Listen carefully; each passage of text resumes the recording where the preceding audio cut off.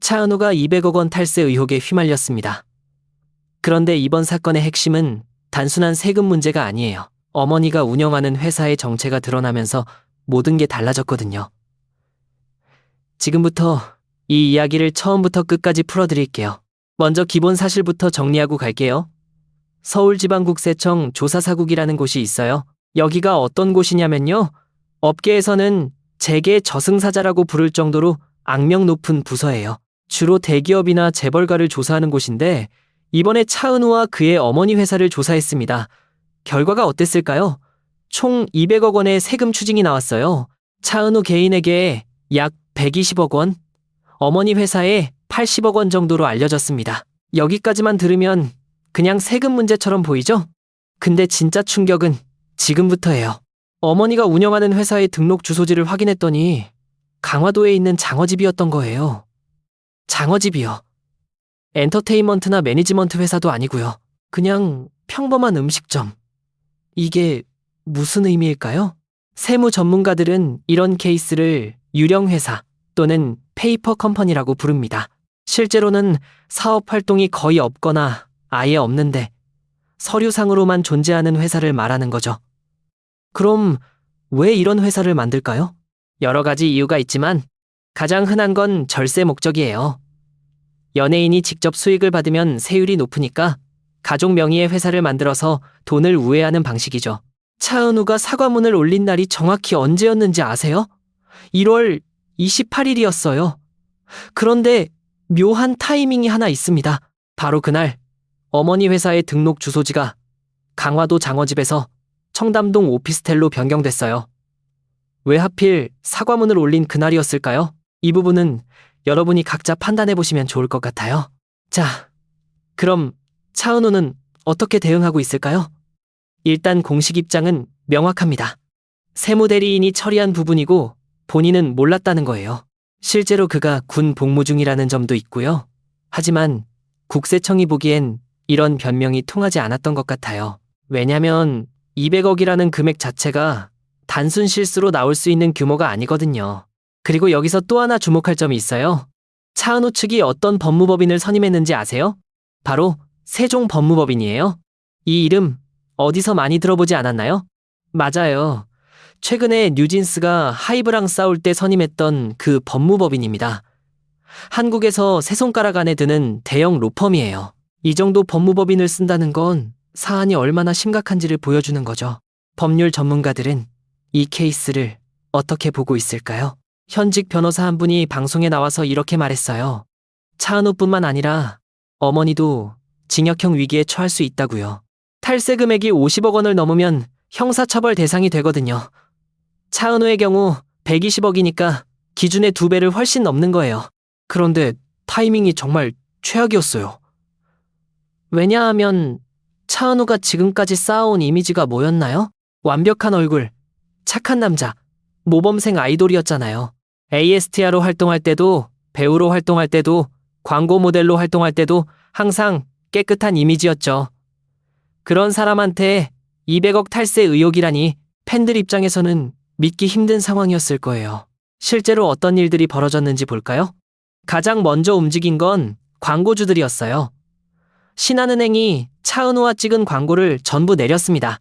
재미있는 건 신한은행이 원래 김수현을 모델로 썼었는데 김수현도 비슷한 문제로 물러나서 차은우로 교체했었거든요. 그런데 차은우마저 이렇게 되니까 신한은행 입장에서는 정말 난감했을 거예요. 업계에서는 농담삼아 신한은행 모델 저주 아니냐는 얘기까지 나올 정도예요. 신한은행만 그런 게 아니에요. 아비브라는 화장품 브랜드도 차은우 관련 콘텐츠를 전부 삭제했고요. 마리떼 프랑스와 지르보라는 패션 브랜드도 마찬가지였어요. 모두 72시간 안에 이루어진 일이에요. 광고주들의 반응 속도가 얼마나 빨랐는지 알 수 있죠? 여기서 잠깐 여러분께 질문 하나 드릴게요. 이 정도로 큰 규모의 탈세가 정말 본인 몰래 일어날 수 있는 일일까요?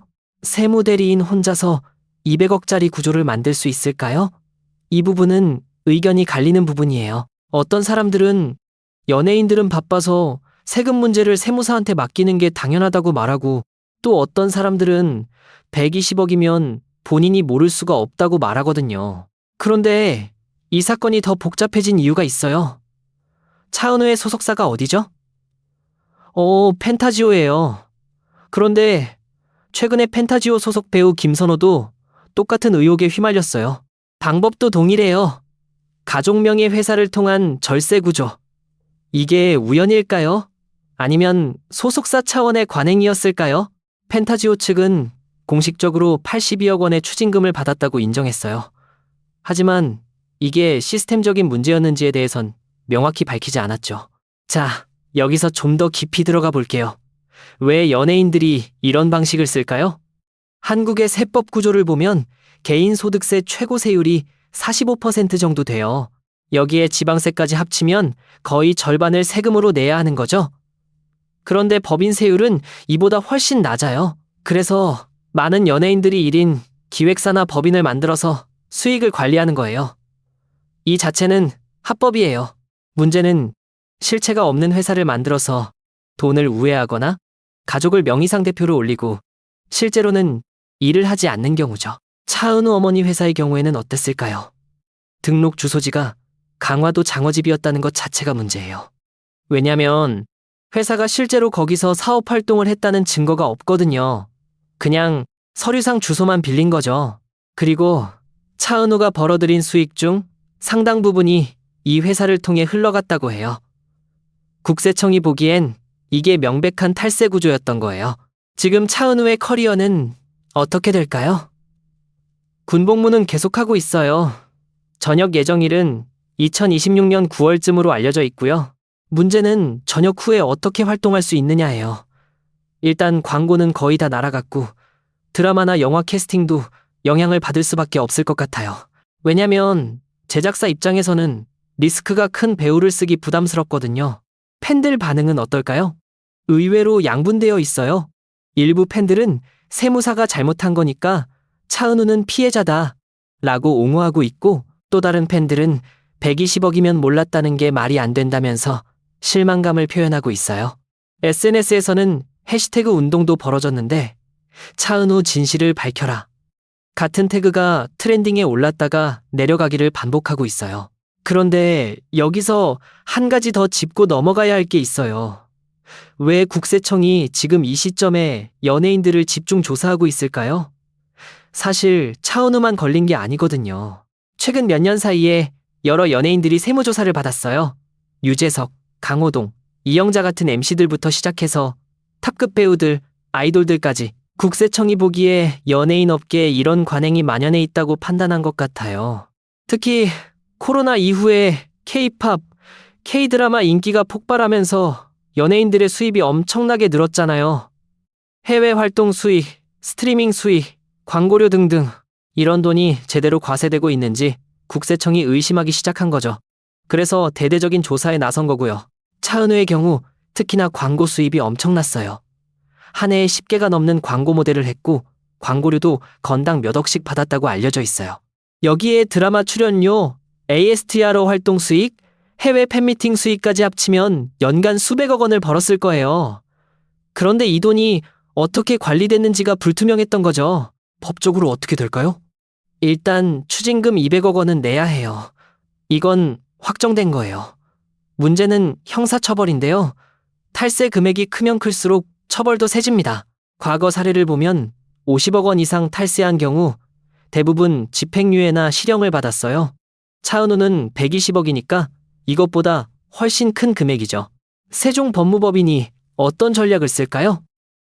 아마도 본인은 몰랐고 세무대리인의 과실이었다는 선을 계속 밀고 갈 것 같아요. 그리고 군 복무 중이라 직접 관리할 수 없었다는 점도 강조할 거예요. 실제로 차은우가 입대한 게 2024년 10월이니까 그 전후로 이 구조가 만들어졌다면 본인이 직접 관여하지 못했을 수도 있다는 논리죠. 하지만 검찰이나 국세청이 이걸 믿어줄까요?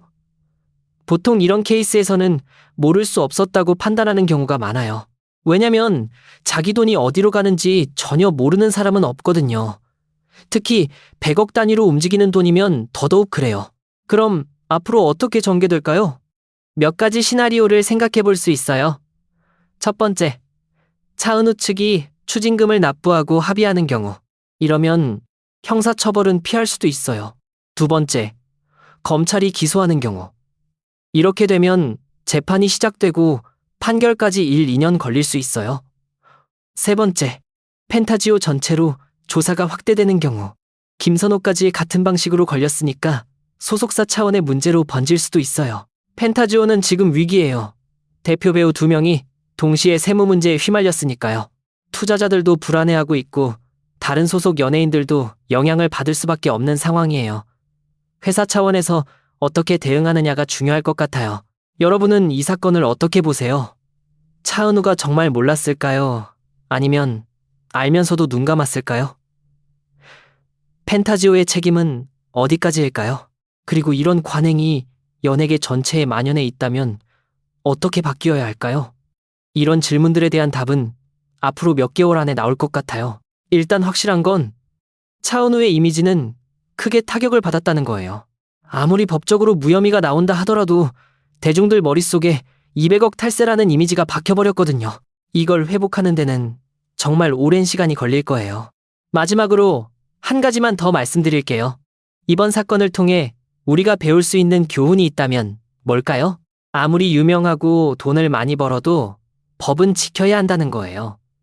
그리고 세금은 국민의 의무라는 것. 특히 대중의 사랑을 받는 연예인이라면 더더욱 조심해야 하는 부분이죠. 차은우의 다음 행보가 궁금하네요. 전역 후에 어떤 모습으로 돌아올지, 그때까지 이 사건이 어떻게 마무리될지 계속 지켜봐야 할 것 같아요.